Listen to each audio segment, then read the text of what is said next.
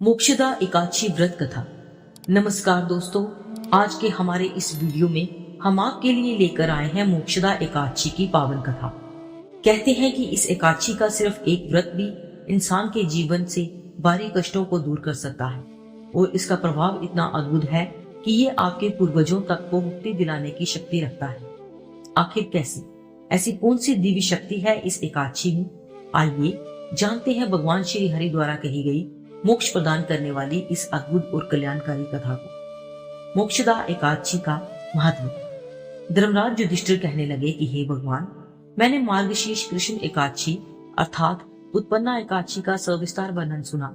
अब आप कृपया करके मुझे मार्गशीर्ष माह के शुक्ल पक्ष की एकादशी के विषय में भी बतलाइए। इस एकादशी का क्या नाम है तथा इसके व्रत का क्या विधान है, इसकी विधि क्या है, इसका व्रत करने से किस फल की प्राप्ति होती है, कृपया ये सब विधान पूर्वक कहिए।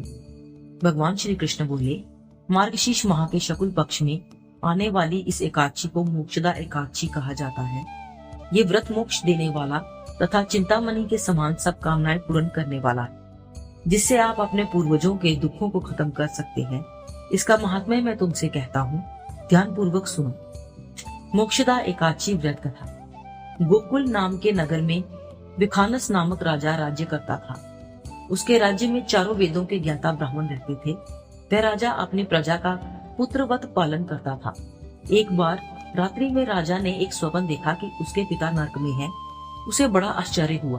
प्रातः वह विद्वान ब्राह्मणों के पास गया और अपना स्वप्न सुनाया। कहा, मैंने अपने पिता को नरक में कष्ट उठाते देखा है। उन्होंने मुझसे कहा कि हे पुत्र, मैं नरक में पड़ा हूँ, यहाँ से तुम मुझे मुक्त कराओ। जब से मैंने ये वचन सुने हैं तब से मैं बहुत बेचैन हूँ। चित्त में बड़ी अशांति हो रही है। मुझे इस राज्य, धन, पुत्र, स्त्री, हाथी, घोड़े आदि में कुछ भी सुख प्रतीत नहीं होता। क्या करूं? राजा ने कहा, हे ब्राह्मण देवताओं, इस दुख के कारण मेरा सारा शरीर जल रहा है। अब आप कृपया करके कोई तप, दान, व्रत आदि ऐसा उपाय बतलाइए जिससे मेरे पिता को मुक्ति मिल जाए।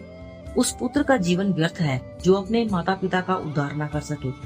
एक उत्तम पुत्र जो अपने माता पिता तथा पूर्वजों का उद्धार करता है, वह 1000 मूर्ख पुत्रों से अच्छा है। जैसे एक चंद्रमा सारे जगत में प्रकाश कर देता है, परंतु हजारों तारे नहीं कर सकते। ब्राह्मणों ने कहा, हे राजन, जहाँ पास ही भूत, भविष्य, वर्तमान के ज्ञाता पर्वत ऋषि का आश्रम है, आपकी समस्या का हल वे जरूर करेंगे। ऐसा सुनकर राजा मुनि के आश्रम पर गया। उस आश्रम में अनेक शांत चित्त योगी और मुनि तपस्या कर रहे थे। उसी जगह पर्वत मुनि बैठे थे। राजा ने मुनि को साष्टांग दंडवत किया। मुनि ने राजा से संपूर्ण कुशलता पूछी। राजा ने कहा कि महाराज, आपकी कृपा से मेरे राज्य में सब कुशल है, लेकिन अकस्मात मेरे चित्त में अत्यंत अशांति होने लगी। ऐसा सुनकर पर्वत मुनि ने आंखें बंद की और भूत विचारने लगे। फिर बोले, हे राजन, मैंने योग के बल से तुम्हारे पिता के कुकर्मों को जान लिया है। उन्होंने पूर्व जन्म में कामातुर होकर एक पत्नी को रति दी, किंतु सोच के कहने पर दूसरी पत्नी को ऋतुदान मांगने पर भी नहीं दिया। उसी पापकर्म के कारण तुम्हारे पिता को नरक में जाना पड़ा। तब राजा ने कहा, इसका कोई उपाय बतलाइए। मुनि बोले, हे राजन, आप मार्गशीर्ष एकादशी का उपवास करें और उस उपवास के पुण्य को अपने पिता को संकल्प कर दे।